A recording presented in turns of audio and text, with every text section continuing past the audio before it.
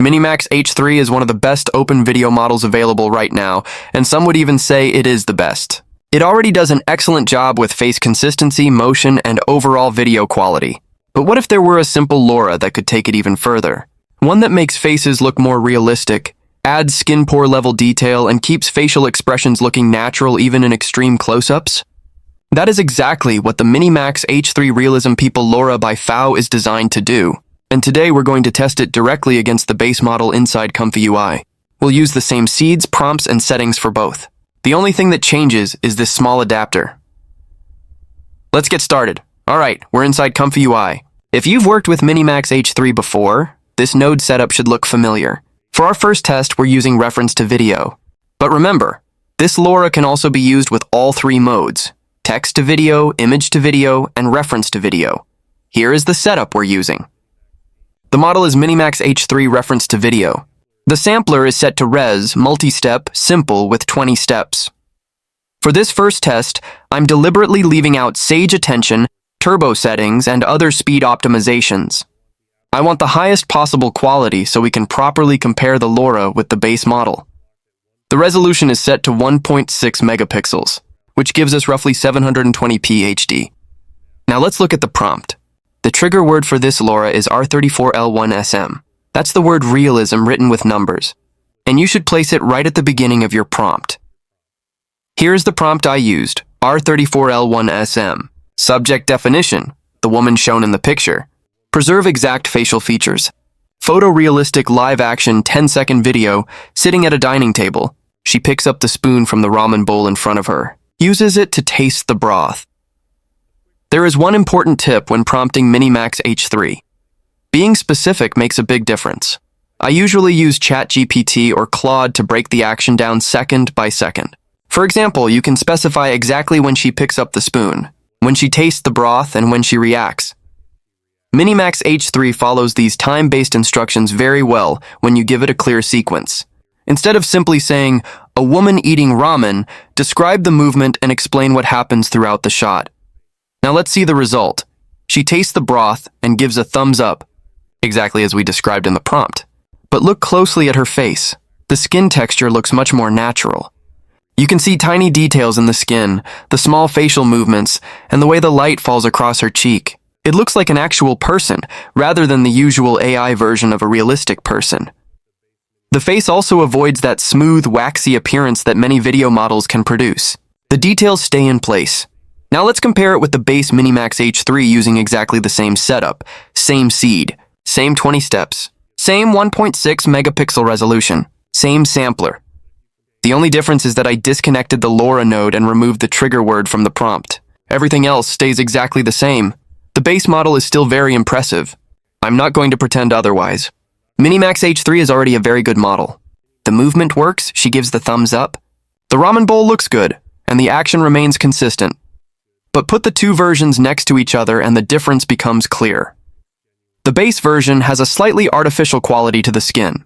The LoRA version has more texture, more visible skin detail, and a more cinematic documentary-style appearance. The base model is already good. The LoRA simply pushes it further. Now let's open the hugging face page and look at the details. The trigger word is R34L1SM. Remember to use the numbers.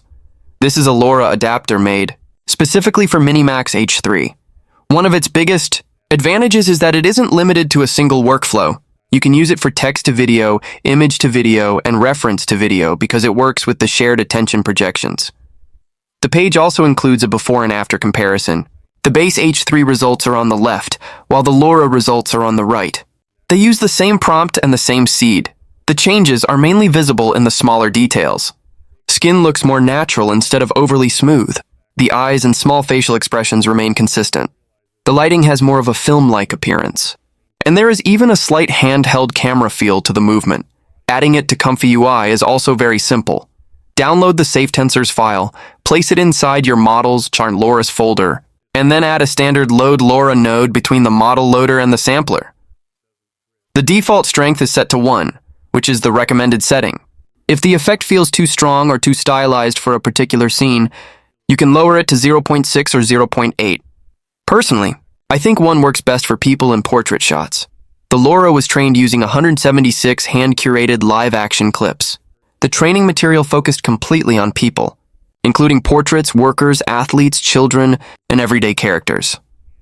Now let's make things more difficult and see how it handles a harder scene.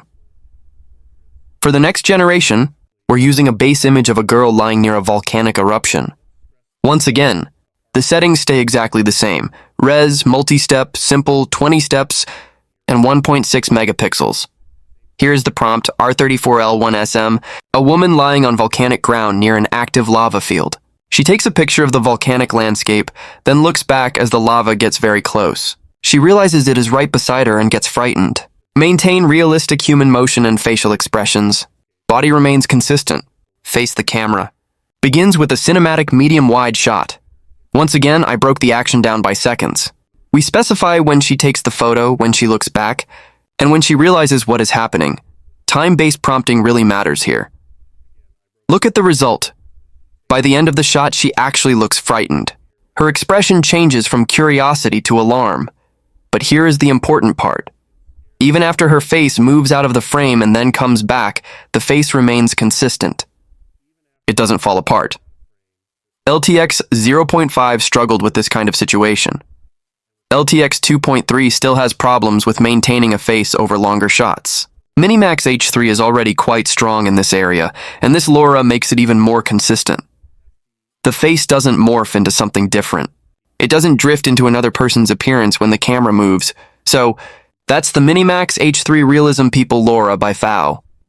If you're creating human-focused AI videos, whether you're making portraits, dialogue scenes, documentary-style footage, or similar content, this is a very useful addition.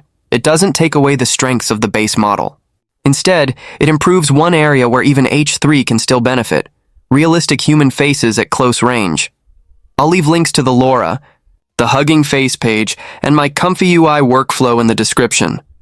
If you want the complete workflow file with all the nodes already configured, you can get it from my page. The link is down below. If you found this test useful, hit the like button and leave a comment. If you'd like me to test this LoRA with Sage Attention or Turbo Samplers to see how much faster we can make the generation, let me know. And subscribe if you haven't already. There's plenty more AI video content coming. I'll see you in the next one.